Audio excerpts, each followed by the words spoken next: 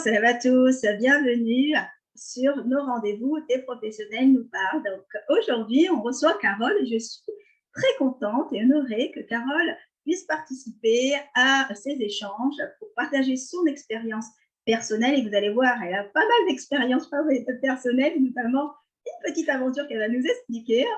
Et aussi son expertise en tant que professionnelle. Donc, elle a des multiples casquettes. Et ce que j'ai apprécié beaucoup chez Carole, c'est qu'elle est, on va dire, elle a un profil atypique et elle accompagne depuis des années l'humain. Donc, elle va nous expliquer un peu son petit parcours et je tenais vraiment à te remercier, Carole. Merci d'avoir accepté l'invitation pour nous partager des choses avec notre public. Comment vas-tu, Carole ? Je vais très bien et je te remercie de m'avoir invitée. Je suis ravie de pouvoir échanger avec toi et de pouvoir peut-être aider certaines, être utile. Tu l'es déjà et effectivement, dans ce que tu vas nous partager, et notamment une grande expérience que tu as vécue, et notamment l'expérience de Koh Lanta. Donc, tu vas nous expliquer tout à l'heure en détail cette expérience et en tirer, on va dire, cette expérience, en tirer profit aussi pour les personnes qui nous écoutent aujourd'hui, parce que je pense qu'il y a pas mal de pépites à découvrir à travers ton expérience. Donc déjà, pour ceux qui ne te connaissent pas, parce que tu as, comme je disais, tu as différentes casquettes, consultante, formation, formatrice, tu as plein de choses, voilà. Est-ce que tu peux te présenter en quelques mots pour les personnes qui ne te connaissent pas encore, Carole ? Ok, avec plaisir. Donc, je suis Carole Rapin, j'ai 55 ans. Je suis diplômée de Sciences Po Paris au tout début. J'ai aussi un diplôme d'aménagement du territoire, géographie aménagement du territoire. J'ai travaillé pendant 20 ans dans tout ce qui est RH, management, organisation du travail auprès des collectivités locales. C'était vraiment un public spécifique, dont 13 ans en tant que consultante salariée. En parallèle, comme j'ai presque toujours eu deux métiers, en parallèle, je créais des bijoux et j'ai été très rapidement, au bout d'un an, professionnelle et donc métier d'art, créatrice de bijoux fantaisie, métier d'art. Et c'est à travers ce métier que j'en suis venue à virer ma cutie à la quarantaine et à ouvrir ma boutique de mode, qui était en fait plutôt un concept store. Je vendais du vêtement, je vendais mes bijoux, j'exposais des artistes. Et j'ai créé cette boutique dans une petite commune du Nord-Vendée de 3000 habitants, dans une rue peu passante et sans vitrine extérieure, histoire d'être au clair sur la notion d'emplacement numéro 1. J'ai développé cette boutique pendant 10 ans et je l'ai vendue en décembre 2019, juste avant le drame. Je l'ai vendue parce que ça tournait, moi j'avais besoin de recréer un nouveau projet. Je suis une femme de projet et de défis, nous y reviendrons. Et donc, j'ai transmis ma boutique et j'ai créé Porteur de projet, avec un 2 pour le lien à l'autre. Et avec Porteur de projet, j'accompagne des femmes entrepreneurs et des commerces de proximité dans la création et le développement de leurs projets pour un projet entrepreneurial qui leur ressemble vraiment. Voilà. Et c'est ce que évidemment, j'ai fait Koh Lanta en 2008.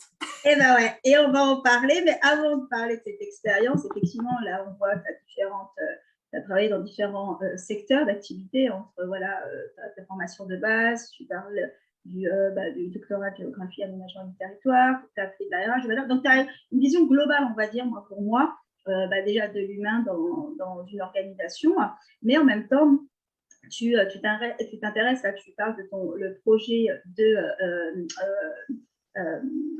j'ai oublié, porteur de projet, le lien avec l'autre. Tu vois, on voit bien que c'est important pour toi, ce lien avec l'autre. Qu'est-ce qui t'a poussé, en fait, à t'intéresser au développement personnel et d'accompagner, en fait, les personnes, les femmes notamment? Alors, le développement personnel stricto sensu, personnellement, je ne le connais que depuis 6 ans, en fait, à travers le Reiki, qui est l'outil que j'ai découvert et travaillé. Donc, je suis initiée niveau 3 en Reiki.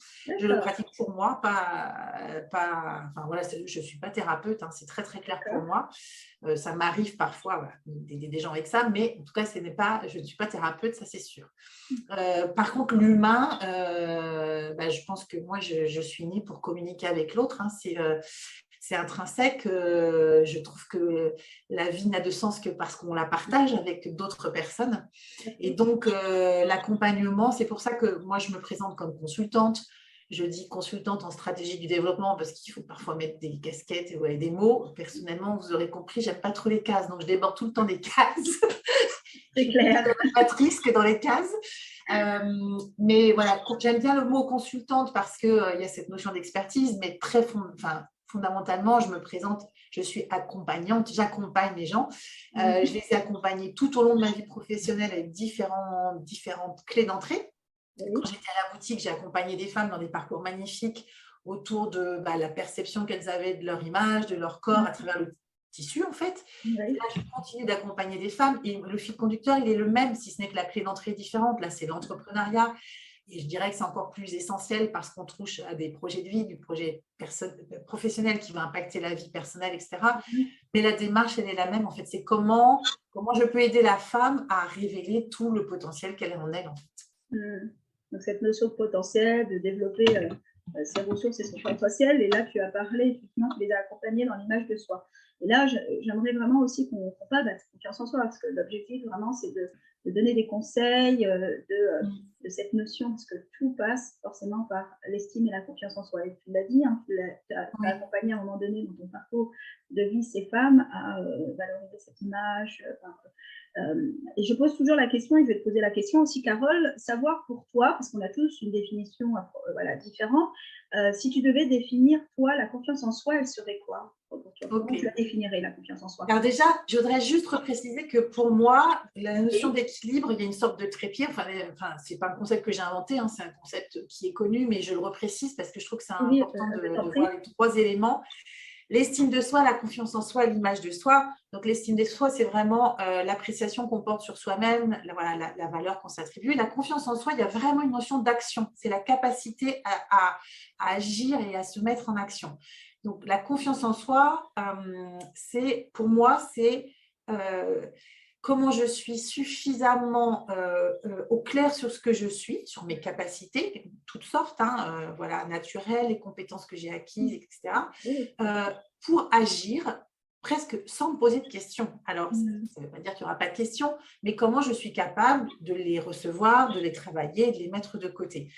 Et alors, moi, je pense que je ne crois pas à la chance, je pense que tout se construit, mais je pense que de même manière que je suis née pour communiquer, je suis née avec une confiance en moi. Alors, moi, j'ai une confiance en moi naturelle que certaines personnes qui me connaissent mal peuvent parfois confondre avec de l'arrogance. Je ne pense pas du tout être arrogante. Souvent, on peut confondre, effectivement. C'est juste que je sais ce que je vaux, donc je l'assume. Et tant mieux si ça aide d'autres personnes. Et après, cette confiance, évidemment, elle se travaille. Et évidemment que je n'ai pas confiance en moi sur tous les sujets. Par exemple, si vous me mettez sur une scène à chanter, ma confiance en moi, elle est réduite au plus bas. Et pourtant, je l'ai fait. J'ai même été dans une chorale. C'est vrai. Voilà, si vous parlez trop de chiffres. C'est intéressant ce que tu dis. Et effectivement, c'est bien que tu le précises, hein, Carole, parce qu'on a tendance à penser qu'on doit avoir confiance en nous dans tous les domaines de vie. Mais en fait, non, parce qu'elle est situationnelle et elle peut se perdre à tout moment. Et effectivement, on peut avoir confiance en nous partout. Et là, c'est très bien. Voilà. Et tu l'as travaillé, c'est parti. Voilà, et après, je pense aussi qu'on n'est pas obligé d'aller se faire mal et de se torturer et d'aller sur des domaines où on n'a pas de plaisir. Enfin, je veux dire, voilà, c'est quand il y a un challenge, un défi, que ça nous met en situation de progression. Hein, pour moi, c'est ça la notion de défi, c'est comment je progresse à travers le défi. Là, du coup, ça a du sens et on va gagner en confiance.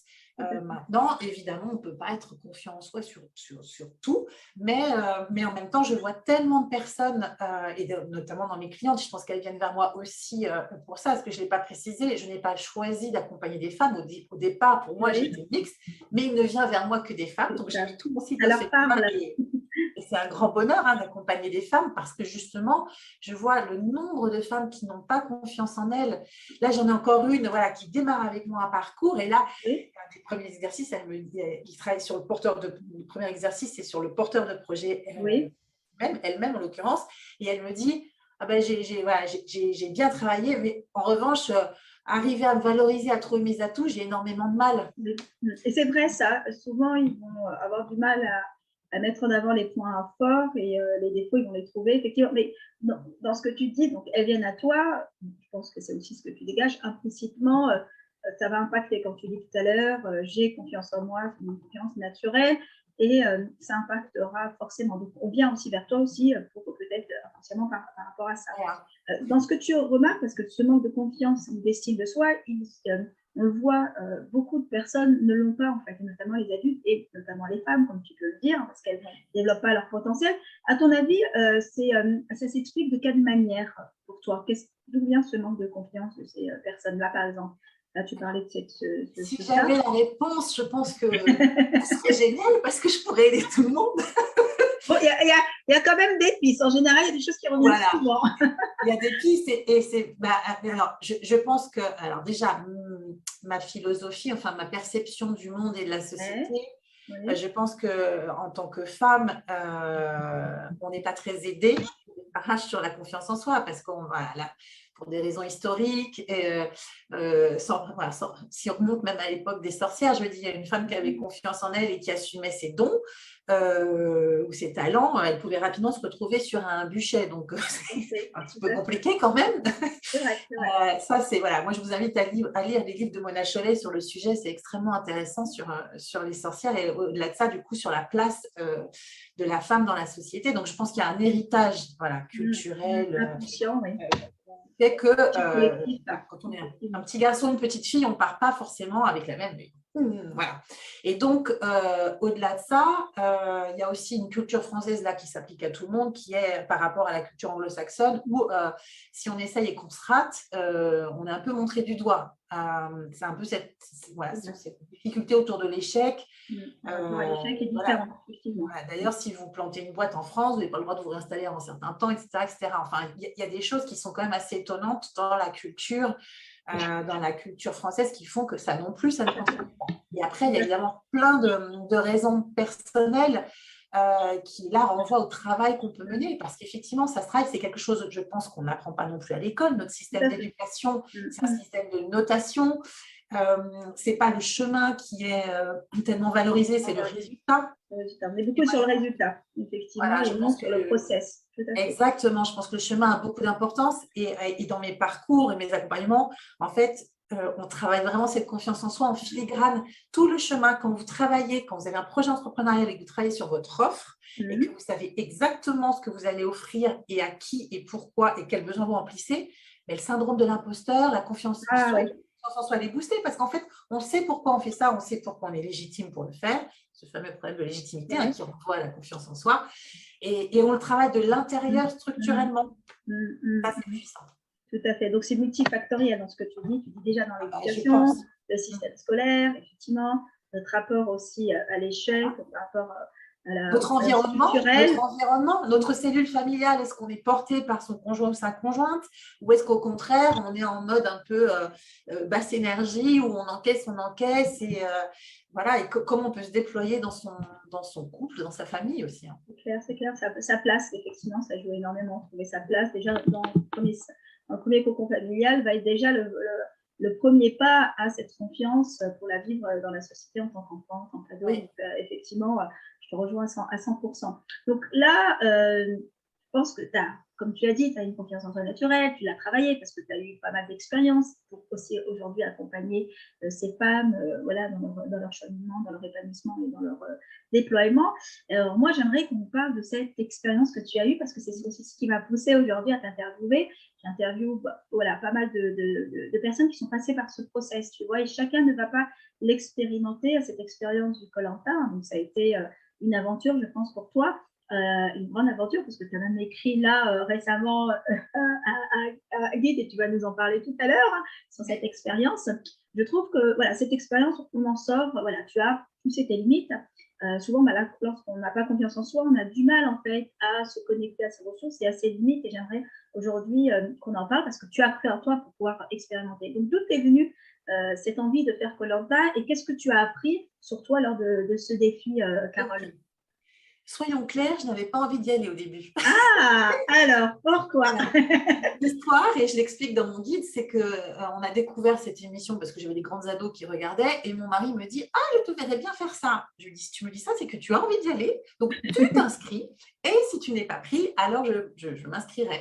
Parce que lui, c'était un sportif, il faisait des raids multisports, etc. Et il n'a pas été pris. Et donc, il m'a rappelé à ma promesse. Et donc, j'ai postulé, mais en termes de motivation, enfin, je veux dire, je crois qu'il y avait 25 000 candidats. C'était que dans une discussion. Alors, le point de départ, c'est marrant. Okay. Ouais, un défi, en fait. C'est ce fameux défi. Bah ouais. Et je l'explique dans mon guide. à partir du moment où lui me pense capable d'y aller, alors c'est sûrement que je suis capable de le faire. Voilà, c'est quelqu'un qui m'aime, c'est quelqu'un qui est bienveillant, il ne va pas aller me mettre à un endroit où je serais totalement ridicule ou décalée. Ceci étant, c'est vrai que ça demande une grosse capacité d'adaptation. Alors moi, je sais que c'est un de mes points forts. Je suis très adaptable. Vous mettez n'importe où, n'importe comment. J'arrive toujours à faire du lien. J'arrive toujours à m'en sortir. Voilà, je suis très ouverte et curieuse de tout ça. Mais ce que j'ai appris là-bas, je dirais que le premier enseignement, c'est mon seuil de tolérance, que je sais élever, mais pas à ce point-là. Une question existentielle qui est, mais ça pourrait faire des sujets à part entière, qui est quelle est la limite entre tolérance et soumission? Ah, le rapport à l'autre, ok. Exactement, mais ça c'est un sujet vraiment à part entière que je n'aborderai pas là, mais effectivement la limite elle est parfois ténue, je pense. Et par rapport à tes capacités, qu'est-ce que tu as découvert en fait à faire? Alors mes capacités, j'ai découvert que j'avais vraiment du mental. Et ça, c'est un des axes pour travailler votre confiance en vous, vous qui m'écoutez, c'est que très souvent, on trouve que ce qu'on fait, c'est normal. C'est normal parce qu'on sait le faire. Donc, ça ne mérite pas d'être mis en exergue. Et ça, c'est un des moteurs pour travailler la confiance en soi. Parce qu'en fait, quand j'emmène les clientes à travailler là-dessus, je leur demande de poser plein de choses et on se rend compte que les gens ont des parcours de dingue. Tout le monde a des parcours riches. Il suffit de les lire différemment. Et donc, moi, ma découverte, mais pour moi, c'était normal, c'est que j'ai du mental. Voilà. Et que je ne lâche pas l'affaire. Mais en fait, je ne me rendais pas vraiment compte parce que pour moi, c'était normal.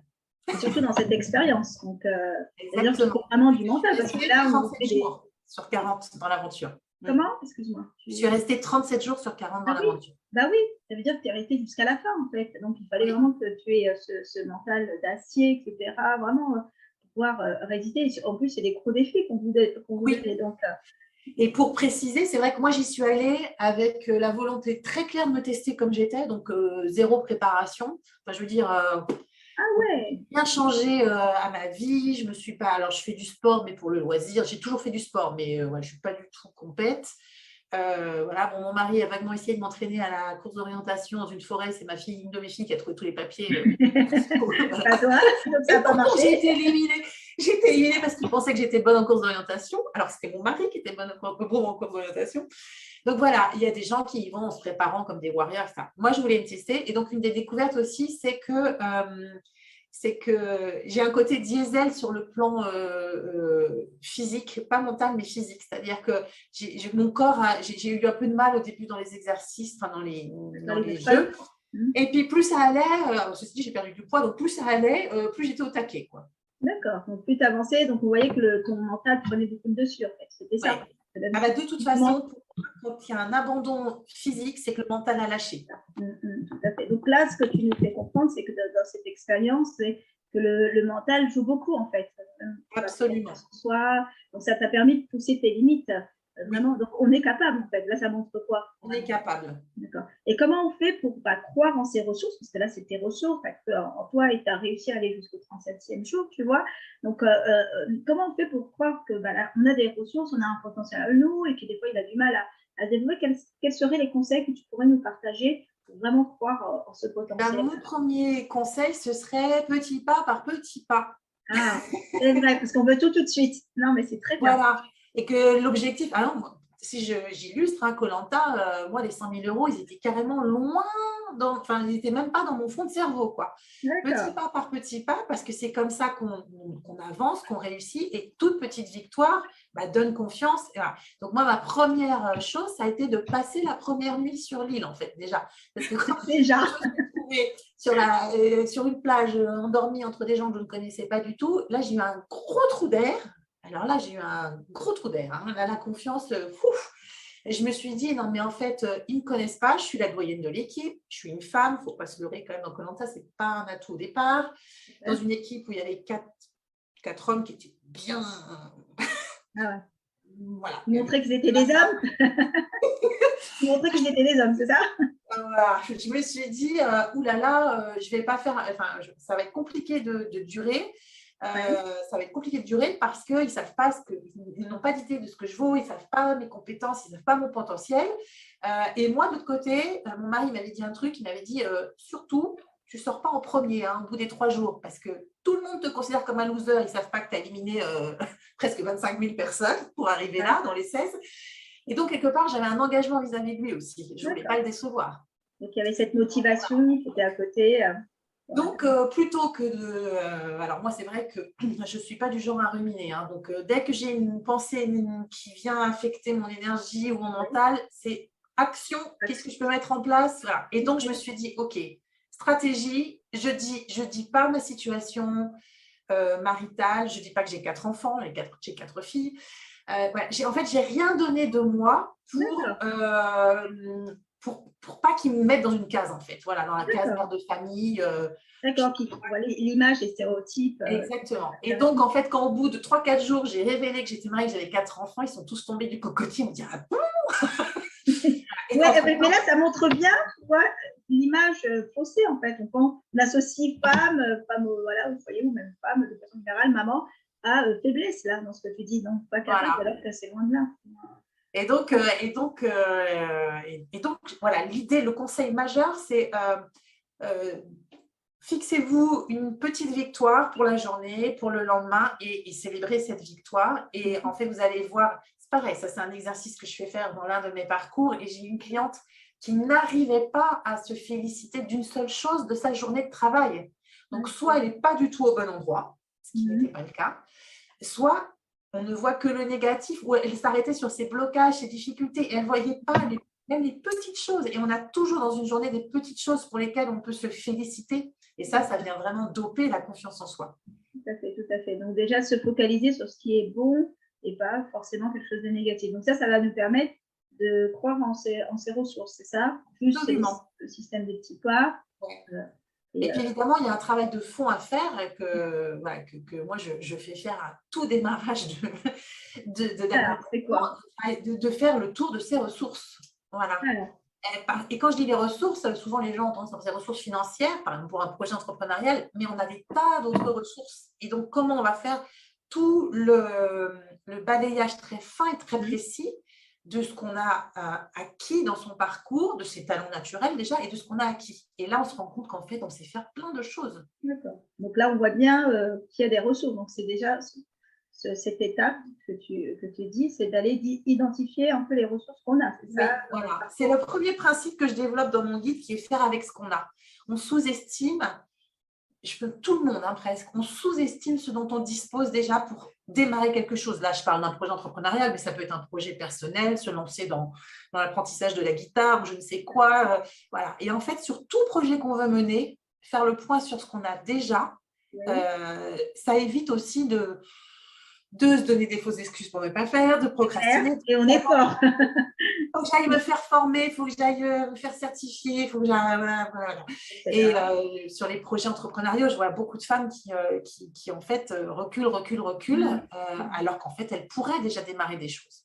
C'est vrai. On repose, on a souvent des excuses conscientes, mais aussi inconscientes, à ne pas faire, donc à ne pas sortir de sa zone de confort par peur, alors que les ressources, comme tu dis, elles sont là. C'est-à-dire tout simplement aller développer, aller explorer ce qu'il y a à l'intérieur de soi et ce qu'on a pu faire déjà auparavant. Donc ça, c'est une étape qui est essentielle dans ce que tu dis, comme le conseil à mettre en pratique, parce que le but, c'est que vous mettez en pratique le conseil de Carole. Donc ça, c'est vraiment important. Mais qu'est-ce qui… souvent, on a aussi du mal à croire en nos rêves. Parce que là, tu vois, donc c'était un challenge, un défi avec toi et ton mari, tu t'es aventuré et t'es parti. Bon, je pense que tu crois quand même à tes rêves parce que tu fais plein de choses. Donc, comme tu as dit, tu es une femme d'action.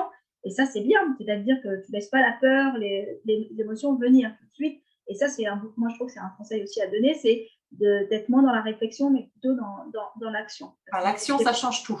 Parce qu'on est plutôt dans la réflexion, effectivement, et tu dis, ça change tout.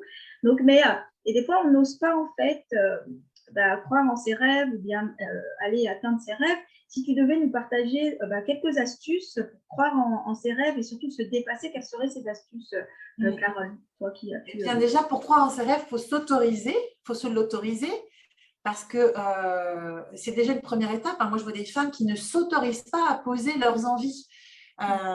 Donc, pourquoi en ces rêves? Moi, la méthode et le conseil que je dirais, c'est les poser, alors par écrit, en image, il y a les tableaux de visualisation, ou l'écrit. Moi, je crois beaucoup à la force de l'écrit, parce que quand on écrit, les Oui, choses prennent corps, tout à fait. et on passe de l'idée à quelque chose déjà qui commence à s'incarner.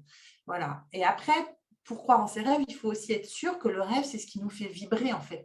Mhm. Donc, c'est d'écouter sa petite voix, voilà, cette petite flamme qu'on a, et puis de l'entretenir, de la nourrir, de la développer. Et en fait, quand le rêve il est vraiment juste pour soi, ben franchement, les choses, elles s'enclenchent. Il y a une phrase, alors je vais peut-être un peu comment Ouais, dire, ne pas être totalement fidèle sur la oui, citation, mais c'est tout à une fait. phrase de Nirma Purjal qui est un Népalais qui a gravi plus de 8 sommets de plus de 5000 mètres en 7 mois en 2019. Il y a un documentaire sur Ah son, ouais, sachant qu'il est népalais, hein, ouais. et que voilà, les Népalais sont souvent dans l'ombre, et lui, il voulait mettre en lumière tous les Népalais, et il a expliqué, sa phrase c'est ce n'est pas parce que c'est impossible pour toi que ça l'est pour moi. Alors, c'est pas exactement ça, mais c'est ça Oui, l'idée. je comprends, c'est pas Voilà. l'autre qui n'est pas. Même Et si c'est c'est vrai, pas possible pour toi, ça l'est pour moi. Et en fait, voilà, c'est belle. il faut que le rêve il soit juste avec soi. Et elle est très belle cette phrase, et effectivement, on va avoir tendance à se comparer ou à projeter je ne peux pas, donc toi tu ne peux pas, alors qu'on a chacun ses limites et son potentiel. Exactement. Et cette phrase, Je elle te la me. redonnerai en bonne et due Voilà, forme c'est ce pour que que tu j'allais la te mettes dire en là. commentaire. Et même voilà, les références pour voir un peu aussi s'il y a un reportage et voir un peu Oui, l'expérience de ce monsieur. Voilà, tu nous mettras tout ça, oui, on c'est mettra très tout ça inspirant. sous la Parce vidéo, mais qu'aujourd'hui, là on en voit. termes de mental et de ténacité, c'est un grand maître. Ouais, c'est intéressant, ça permet d'être inspiré en fait. Donc là, Oui, on voit que le modèle, c'est-à-dire le fait de modéliser est important déjà, mais aussi de s'inspirer de personnes qui ont fait des choses, c'est-à-dire qui oui. sont passées par des rêves dont on veut aussi atteindre. Donc ça, c'est aussi, des fois, quand tu dis, c'est aussi, il faut que ça fasse sens pour soi. C'est ce que tu étais en train d'évoquer. Et on a tendance, effectivement, à ne pas se connecter à ce qui fait sens pour nous de façon générale. C'est super intéressant dans le sens où, pour aussi croire en ses rêves, il faut déjà se concentrer sur soi, et tu l'as dit. La première Oui. étape, c'est de voir voilà, qu'est-ce qui va être bon, quelles sont ces ressources qu'on a en nous, et qu'est-ce qui est possible, sachant que tout est possible. Tu l'as bien expérimenté, toi, dans cette expérience de Koh-Lanta, tu l'expérimentes, je pense, tous les Ah ben jours. ça, c'est vraiment ma philosophie. Pour moi, il n'y a rien d'impossible en fait. Il n'y a rien d'impossible si le pourquoi qu'on a est fort. Et puis il y a cette notion d'engagement, ça je peux aussi dans les conseils pour croire en ses Vas-y. rêves. Très souvent, pour que ça puisse avancer, il faut que l'engagement il nous dépasse. C'est-à-dire que ce soit pas seulement pour nous, mais que ce rêve il ait un sens pour quelqu'un, ou alors que ce soit pour le monde ou pour quelqu'un de proche. Voilà, là, moi, par exemple, à titre personnel, je souhaite vraiment développer porteur de projet d'une manière énorme, parce que mon rêve, c'est que mon mari, lui, puisse travailler moins. Et cet engagement, il est pour lui, en fait. Et donc, D'accord. mon moteur, il est très puissant parce qu'il n'est pas que pour moi. Et évidemment, je veux impacter plein de femmes. Mon objectif, c'est impacter 1000 femmes par an. D'accord, donc notez-le bien, Entrepreneur. voilà. Si Je vous le dis, avez je besoin l'engage. vraiment de Voilà. conseils, vous savez Dans que 10 elle est ans, là. dans 10 ans, j'impacte 1000 femmes par an, minimum. Voilà. Donc évidemment, il y a ça. Et à côté de ça, mon objectif personnel et mon engagement personnel, c'est que voilà, ça puisse permettre à mon mari, lui, de vivre la vie dont il a exactement envie.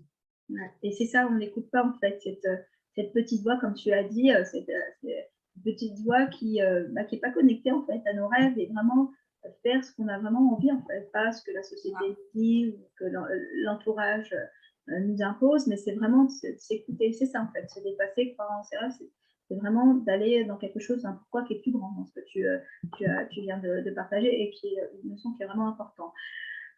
Pour conclure, je vais te poser une dernière question. Et bon, déjà, tu as dit pas mal de choses aujourd'hui, et c'est super intéressant déjà de mettre en pratique ce que tu nous as partagé dans ces expériences-là, de dire si tu devais donner un ou deux conseils pour aider ces femmes, ou aider les personnes qui nous regardent. Et tu l'as dit tout à l'heure, hein, un peu ton slogan, c'est vraiment montrer que rien n'est impossible, et c'est aussi aussi le titre, le nom de la chaîne, hein, rendre l'impossible possible. Et c'est pour ça que tu es là, Carole, pour nous montrer que, tu vois, tu n'étais pas une sportive de haut niveau, voilà, une experte dans le domaine, tu as fait une expérience, tu as eu une expérience de vie, tu t'es dépassé, tu as poussé tes limites. Donc, on voit bien que voilà, on peut partir de zéro et arriver dans des choses grandioses et faire des choses grandioses. Donc, moi, j'aimerais te poser une dernière question. Quels seraient ces 2 conseils que tu pourrais nous partager pour aider ces femmes ou ces hommes à rééquilibrer tous les domaines de leur vie, pour être bien confiants, mais surtout serein et aller vers, comme tu l'as dit, quelque chose de plus épanouissant pour soi, pour équilibrer. Alors, mon conseil numéro 1, qui est un très, très gros conseil, donc écoutez-le bien. On note. Écoutez-le bien, c'est de faire l'exercice de poser par écrit, j'insiste toujours, votre vision de vous dans 10 ans. Voilà. Et de la rédiger. Et cette vision, de la développer sur tous vos aspects. À quoi vous ressemblez dans 10 ans? Où est-ce que vous êtes? Avec qui vous vivez? Quel boulot vous faites ou pas? Et de vous représenter ça. Voilà. J'ai fait cet exercice, enfin, je le fais régulièrement, je l'ai refait la semaine passée, c'est pour ça que je suis capable de dire que j'impacte 1000 femmes par an dans 10 ans, et je le mets au présent. Ouais. Écrivez l'exercice au présent, parce que c'est voilà, c'est vraiment ma vision. Bon, il y a plein d'autres choses dans ma vision. Cette vision, ça va être votre cap, en fait. Et vous allez voir qu'à partir du moment où vous avez posé ça, alors évidemment, pas d'autocensure. On se fiche du comment on y arrive. Hein. Le comment n'est pas le sujet. C'est le quoi. Et vous allez voir qu'il va y avoir des choses étonnantes qui vont se produire parce qu'à partir du moment où vous aurez bien développé cette vision, bien posée, si vous n'êtes pas à l'aise avec l'écrit, vous pouvez le faire avec des images, etc. Mais l'écrit permet d'aller dans le détail. C'est pour ça que moi, je suis fan de l'écrit. Vous allez voir qu'il va se passer des choses qui vont commencer à vous permettre d'atteindre cette vision. Parce qu'en fait, votre cerveau va commencer à avoir une sorte de prisme et de détecter ce qui se passe autour de vous qui vient contribuer à cette vision. C'est comme quand vous, souvent cet exemple, quand vous venez d'acheter une voiture rouge, vous avez l'impression que tout le monde a une voiture rouge parce que vous ne voyez plus que les voitures rouges. C'est le cerveau, en fait. Voilà. Donc ça, c'est le premier exercice, enfin, c'est le premier conseil que je donnerais. Et le deuxième, qui est dans la lignée de celui-ci, c'est que pour moi, il est extrêmement important que le projet professionnel soit au service du projet personnel de vie. Alors, je défends ça énormément dans l'entrepreneuriat, parce que sinon, on se retrouve avec des gens qui travaillent du matin au soir, du soir au matin, qui ne prennent plus de congés, qui n'ont plus de vie. Burn-out. Et c'est tout aussi gros dans le salariat en réalité, c'est-à-dire votre projet professionnel, en quoi il contribue à votre projet de vie, ce projet de vie étant à 10 ans, cette vision que vous venez de décrire, mais évidemment, vous pouvez ensuite travailler sur des étapes intermédiaires à l'année, sur 2 ans, sur 5 ans, après voilà, et des objectifs très court terme. Hein. Quel est demain le premier petit pas que je fais pour arriver à cette vision? Et ça, c'est un objectif. Un objectif, c'est chiffré, c'est tout de suite mesurable et très concret. D'accord, donc vraiment de bien préciser pour pouvoir se projeter de façon consciente et ce que tu évoques, effectivement, c'est vraiment se projeter en fait. Plus on se projette, plus on met les choses, les actions en place. Donc, c'est super intéressant ce que tu viens de nous partager. Je te remercie encore, même si je pourrais rester plusieurs heures à te poser plein de questions. Mais surtout que je suis bavarde. Voilà, je trouve que c'est très bien. Surtout le dernier conseil, c'est de mettre en lien ce côté perso en fait. C'est-à-dire que, en fait, d'allier tous ces domaines de vie. Hein. C'est-à-dire que le projet ou l'aspect professionnel, il faut qu'elle soit en lien vraiment avec son projet perso de vie en fait. Parce que c'est partie qu'un compartiment de notre vie, c'est pas que ça, il faut que ça soit aligné dans tout ce que tu dis, effectivement. Je te rejoins à 100%. Je te remercie. Dis-moi un peu, Carole, où on peut te retrouver, quelles sont déjà tes activités du moment, parce que je sais que tu fais plein de choses, hein, encore, voilà. Donc, il y a le guide, où on peut le retrouver, sachant que je mettrai les liens, mais voilà, est-ce que tu peux nous expliquer? Je vais vous montrer un petit… Voilà, et je l'ai pas un petit exemplaire. Voilà, je l'ai pas imprimé, merci. Alors, dis-nous-en. Donc, oui, je vous invite à prendre connaissance de ce guide de 24 pages que j'ai écrit sur ce que mes 37 jours dans Koh Lanta m'ont enseigné sur l'entrepreneuriat. C'est un guide gratuit, hein, vous pouvez voilà, le télécharger et puis il me reste encore quelques versions papier que vous pouvez demander. Même s'il est en impression, je devrais en avoir plus prochainement. Donc, ça s'adresse aux femmes, enfin aux entrepreneurs, femmes en particulier, hommes aussi, mais pas que, parce qu'en fait, vous pouvez très bien le relire avec une vision salariale et voilà, votre parcours professionnel. Ça ne parle pas que du professionnel, ça parle aussi du personnel. Et vraiment les 7 principes clés qui vont vous permettre voilà, de mener le projet professionnel que vous voulez vivre. Et après, vous avez mon site internet où sont expliqués un peu tous mes parcours.